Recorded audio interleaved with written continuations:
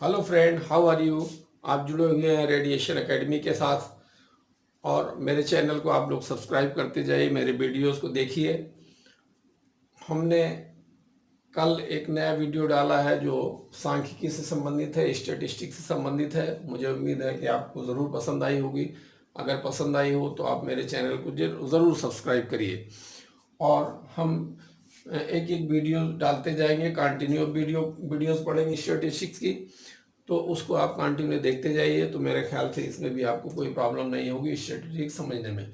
Statistics से आपके जो क्वेश्चंस पूछे जाते हैं वो जो मेंस के एग्ज़ाम्स होते हैं, वो कॉम्पिटिटिव एग्ज़ाम्स उसमें पूछे जाते हैं। आपके हाई स्कूल और इंटर में भी स्टैटिस्टिक्स है, तो ये आपके लिए बहुत महत्वपूर्ण होगा, बहुत उपयोगी होगा। तो कल मैंने आप लोगों को ये बताया था कि जो हम आंकड़े कलेक्ट करते हैं उसके दो तरीके होते हैं। एक तो साक्षात्कार के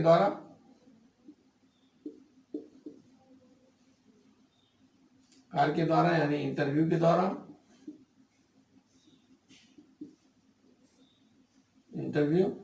और दूसरा होता है प्रतिदर्श के द्वारा।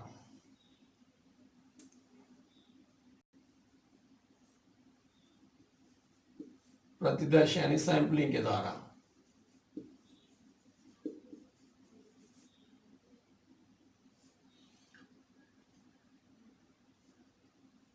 प्रतिदर्श के द्वारा, सैंपलिंग के द्वारा और साक्षात्कार के द्वारा, दो तरीके से हमने बताया था। सर्वे के दौरान हम दो तरीके से सर्वे कर सकते हैं, एक साक्षात्कार और ये सैंपलिंग या प्रतिदर्श। तो इसके माध्यम से जो हमको आंकड़े मिलेंगे वो आंकड़े हमारे जो होंगे वो प्राथमिक आंकड़े होंगे,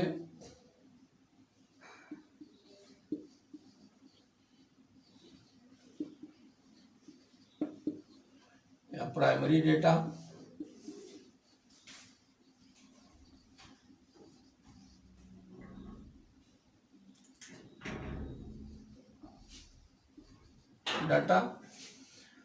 ये प्राइमरी डाटा जो है ये अपरिष्कृत आंकड़े होते हैं। ये जो होते हैं अपरिष्कृत आंकड़े होते हैं।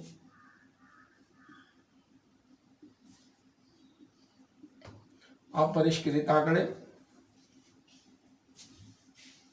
होते हैं, ये प्राथमिक आंकड़े अपरिष्कृत आंकड़े होते हैं, या इनको कहते हैं अव्यवस्थित आंकड़े।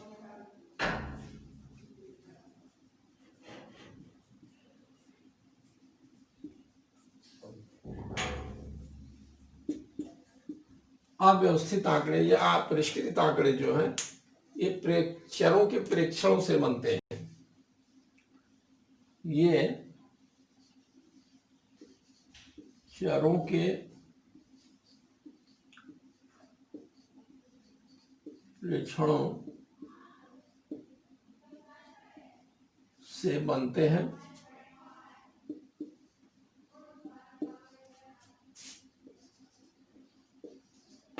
चर क्या है? वे आंकड़े जिनका मान परिवर्तित होता रहता है उसको क्या कहते हैं? चर कहते हैं। तो ये उनका एक प्रेक्षण होगा चरों का, वो 0 से लेकर के 100 भी हो सकता है, 0 से लेकर के 50 भी हो सकता है, 0 से लेकर के 50 भी हो सकता है, 1 से लेकर के 50 हो सकता है। तो ये जो चर होते हैं वो क्या होते हैं? इन चरों के प्रेक्षणों से अपरिष्कृत आंकड़े बने रहते हैं। अपरिष्कृत आंकड़े वो हैं जिनका हम अपने साक्षात्कार के पश्चात कलेक्शन करते हैं, या साक्षात्कार के दौरान या सर्वे के दौरान जिनका हम कलेक्शन करते हैं वो प्राइमरी आंकड़े हैं। ये अपरिष्कृत या अव्यवस्थित आंकड़े कहलाते हैं। अपरिष्कृत आंकड़े जो हैं चरों के प्रेक्षणों से बने होते हैं। और चर दो तरीके के होते हैं, इस पर अभी हम डिस्कस करेंगे। चर दो तरीके के होते हैं, एक होता है सतत चर,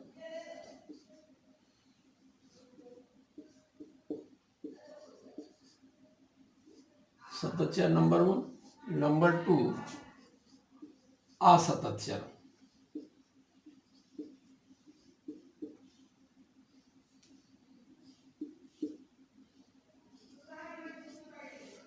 तो चर दो तरीके के होते हैं, सतत चर और असतत चर।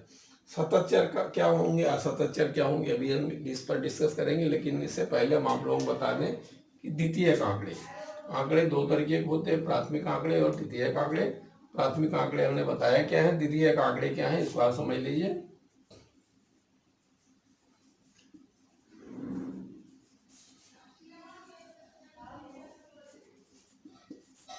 द्वितीयक आंकड़े या सेकेंडरी डाटा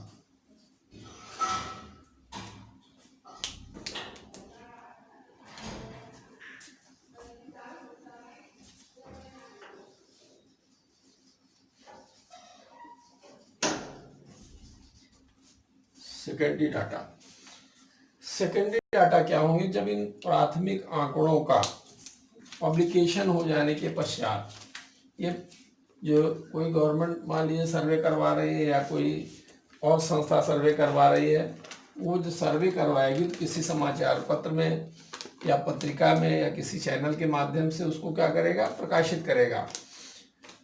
तो पब्लिश्ड होने के पश्चात यानी आफ्टर पब्लिशिंग,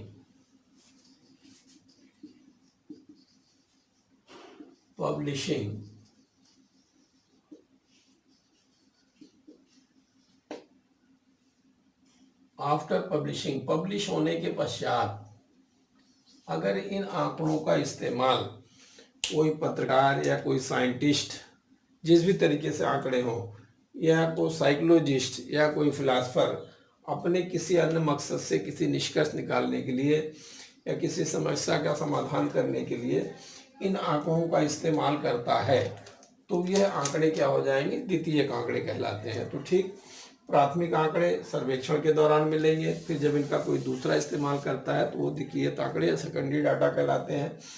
प्राथमिक आंकड़े क्या होते हैं, या परिष्कृत होते हैं या अव्यवस्थित होते हैं, और ये अपरिष्कृत आंकड़े चरों के प्रेक्षणों से बने होते हैं। चर दो तरीके के होते हैं, सतत चर और असतत चर। अब इसके पश्चात हम इस पर डिस्कस करेंगे कि सतत चर क्या है और असतत चर क्या है, फिर उसके बाद आगे बढ़ते हैं। तो मुझे उम्मीद है कि आप लोगों को बिल्कुल ये कॉन्सेप्ट क्लियर हो गया होगा, प्राथमिक आंकड़े क्या हैं, द्वितीयक आंकड़े क्या हैं, चर क्या हैं। लेकिन अब हम आगे बढ़े इससे पहले मैं आप लोगों को ये बता दूं कि सतत चर क्या है और असतत चर क्या है। चर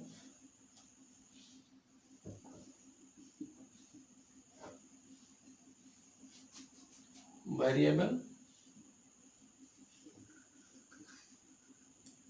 मीन्स और असतत चर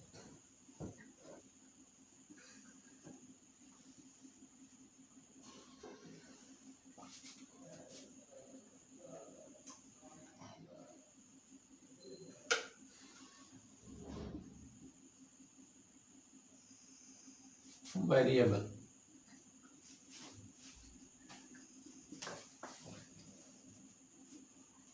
कॉन्टिन्यूस वेरिएबल क्या है, अनकॉन्टिन्यूस वेरिएबल क्या है, सतत चर क्या है और असतत चर क्या है। सतत चर उसको कहते हैं जैसे जो भिन्न में हो, जो आंकड़े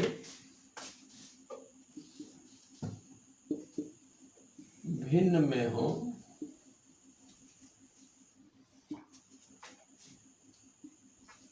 या दशमलव में उसी को कह सकते हैं। भिन्न में अगर है तो वो डेसिमल में आएगा, पक्का है। भिन्न में हो या दशमलव में हो, जैसे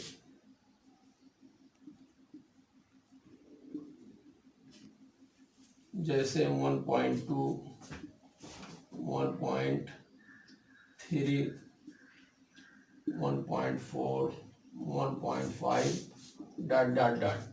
ये देखिए 1.2 है, 0.1 इसमें ऐड हुआ, 0.3 हुआ, 0.1 फिर ऐड हुआ तो 1.4 हो गया, फिर 1.1 ऐड हुआ तो 1.5 हो गया। यानी ये कॉन्टिन्यूस है। ये चर वेरिएबल जो है, जो आंकड़े भिन्न के रूप में या दशमलव के रूप में हो, उसे क्या कहते हैं, सतत चर कहते हैं। यानी ये आंकड़े पूर्णांक में नहीं हो सकते।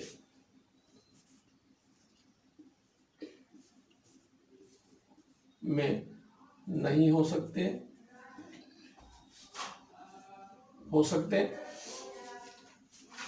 और सतत चर जो है वो से संबंधित जो आंकड़े होते हैं वो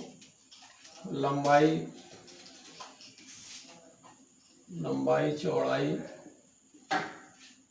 ऊंचाई, मात्रा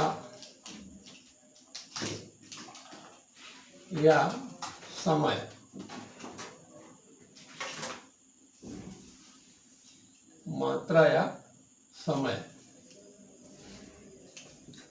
से रिलेटेड होंगे, क्योंकि लंबाई वो पूर्णांक भी हो सकती है और पॉइंट में भी हो सकती है, लेकिन पूर्णांक में अगर है तो वो असतत चर हो जाएंगे। तो ये लंबाई, चौड़ाई, ऊंचाई, मात्रा और समय से संबंधित जो आंकड़े होंगे ये सतत चर होंगे। और असतत चर उसको कहते हैं जो पूर्णांक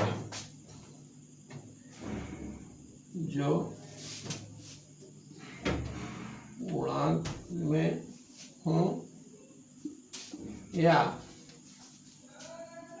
भिन्न में हो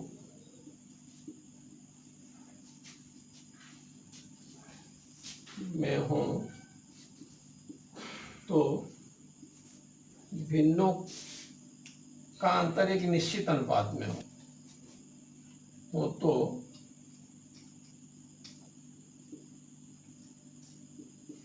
भिन्नों का अंतर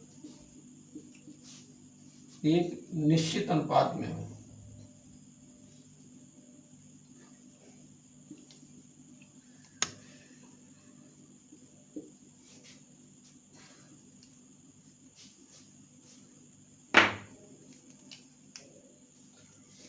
निश्चित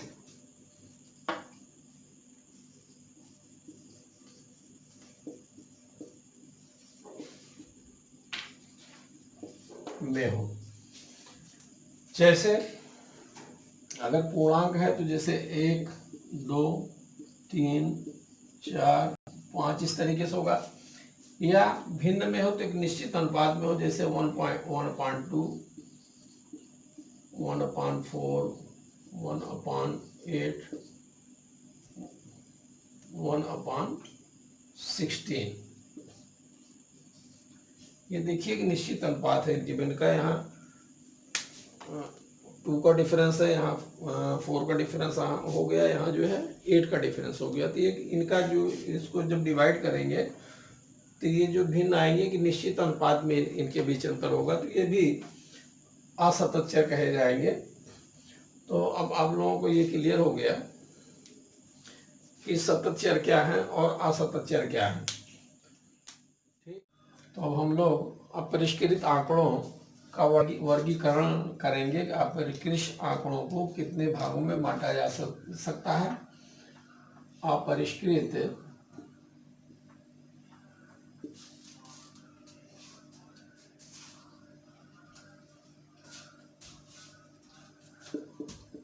आंकड़ों का वर्गीकरण।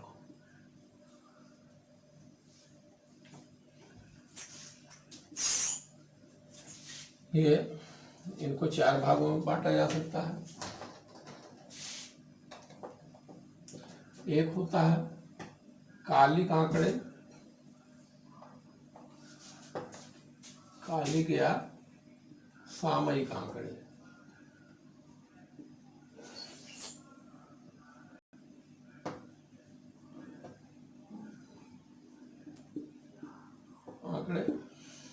दूसरा होता है स्थानिक आंकड़े,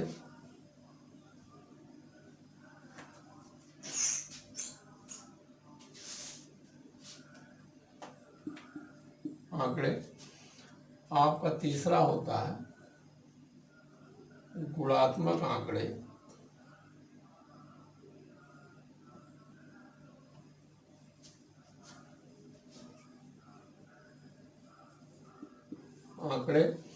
और चौथा मात्रात्मक आंकड़े।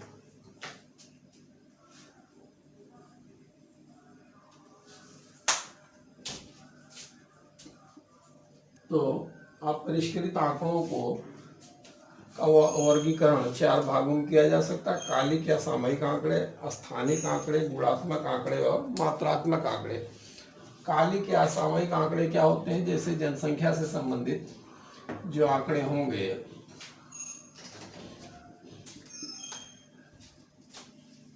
जनसंख्या से संबंधित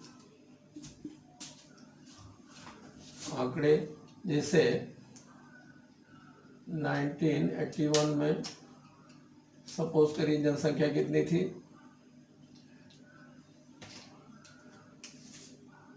50 करोड़।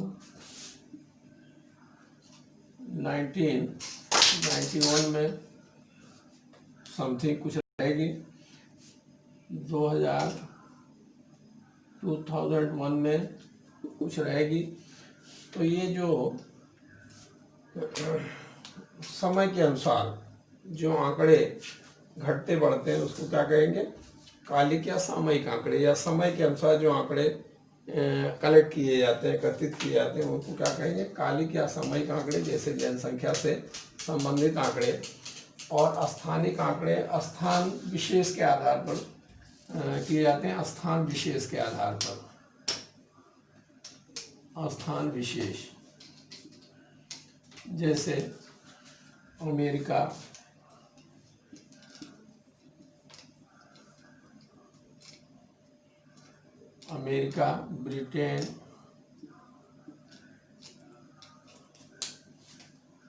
ब्रिटेन, ऑस्ट्रेलिया,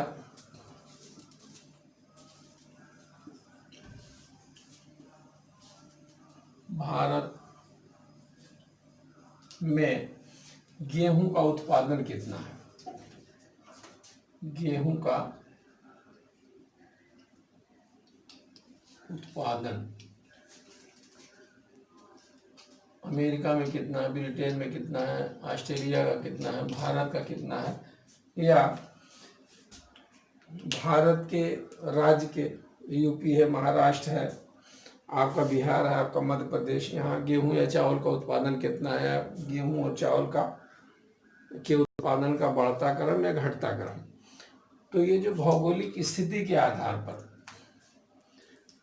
आंकड़े एकत्र किए जाते हैं उनको स्थानिक आंकड़े कहा जाता है। गुणात्मक आंकड़े, जब आंकड़ों का वर्गीकरण विशेष गुणधर्म के आधार पर किया जाता है, विशेष गुणधर्म के आधार पर, तो उसे क्या कहते हैं? गुणात्मक आंकड़े। जैसे गुणधर्म के आधार पर, गुणधर्म के आधार पर एकत्र किए जाते हैं, उसे क्या कहते हैं? गुणात्मक आंकड़े कहते हैं। जैसे राष्ट्रीयता,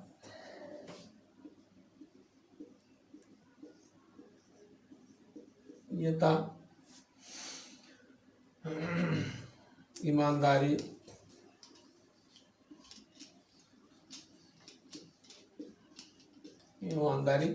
ये सब क्या है? इनका सिर्फ एहसास किया जा सकता है। ये हम छू या देख नहीं सकते। राष्ट्रीयता देख सकते हैं आप? नहीं देख सकते हैं। ईमानदारी, ये कहा जा सकता है कि अमुक व्यक्ति ज़्यादा ईमानदार है, अमुक व्यक्ति बेईमान है, या अमुक व्यक्ति कम ईमानदार है, या अच्छा इंसान नहीं है, हम कह सकते हैं। लेकिन ईमानदारी का परसेंटेज कितना है, या राष्ट्रीयता का किसी के अंदर परसेंटेज कितना है, इसे हम नहीं इससे माप सकते हैं। तो जो गुणधर्म के आधार पर जब आंकड़ों का वर्गीकरण किया जाता है तो उन्हें गुणात्मक आंकड़े कहते हैं। या जैसे लिंग के आधार पर जनसंख्या का वर्गीकरण, लिंग के आधार पर जनसंख्या का वर्गीकरण, जिसे पुरुष, महिला, पुरुष में अविवाहित कौन है, विवाहित, महिला में विवाहित, अविवाहित, इसके आधार पर जो आंकड़े एकत्र किए जाएंगे गुणात्मक आंकड़े कहलाते हैं। और मात्रात्मक आंकड़े उन आंकड़ों को कहते हैं जिनको मापा या तौला जा सकता हो, या जैसे छात्रों के प्राप्तांक, विज्ञान के छात्रों के प्राप्तांक,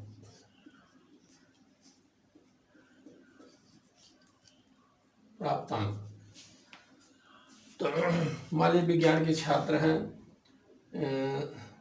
मैक्सिमम मार्क्स 100 है, तो उसमें कोई 0 फेल हो जाएगा, 0 पाएगा, कोई 10 पाएगा, कोई 4 पाएगा, कोई 3 पाएगा, कोई 12 पाएगा, कोई 20 पाएगा। इस तरीके से जो आंकड़े आएंगे वो आपके मात्रात्मक आंकड़े कहलाएंगे।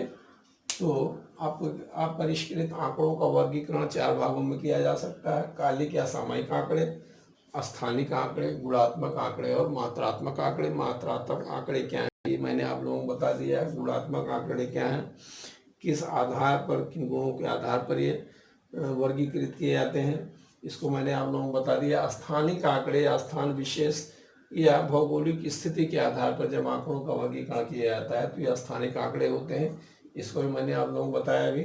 और कालिक या सामयिक आंकड़े जो समय के आधार पर एकत्रित किए जाते हैं उनको कहते हैं कालिक या सामयिक आंकड़े। तो ये आज का हमारा टॉपिक पूरा हो गया है। अब हम कल डिस्कस करेंगे कि अपरिष्कृत आंकड़े होते हैं तो अपरिष्कृत आंकड़ों का वर्गीकरण कैसे किया जाता है, वर्गीकरण का उद्देश्य क्या होता है और उनकी बारंबारता कैसे निर्धारित की जाती है, और अंतराल निर्धारित कैसे किए जाते हैं, उच्च वर्ग सीमा क्या है, निम्न वर्ग सीमा क्या है, ये स्टेप बाय स्टेप हम लोग अभी पढ़ेंगे।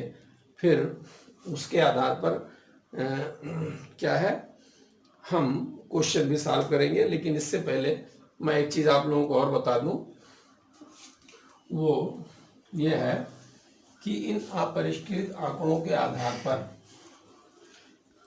हम करते क्या हैं, संख्यात्मक आंकड़ों के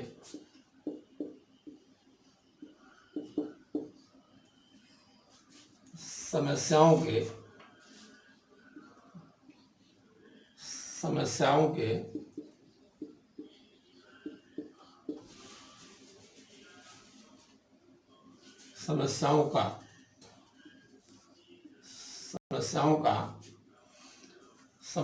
के संख्यात्मक मान के आधार पर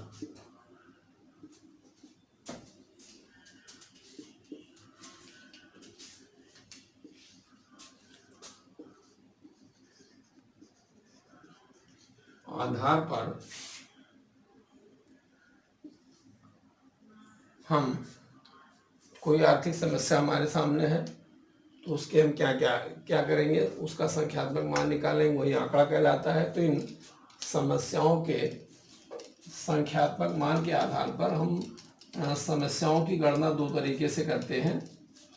एक तो केंद्रीय प्रवृत्ति के माप के आधार पर, केंद्रीय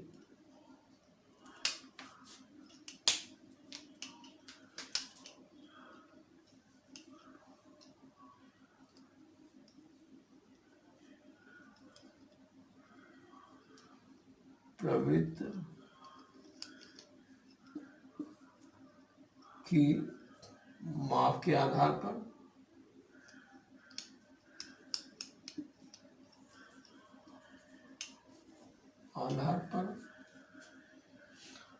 और दूसरा होता है विचलन के आधार पर।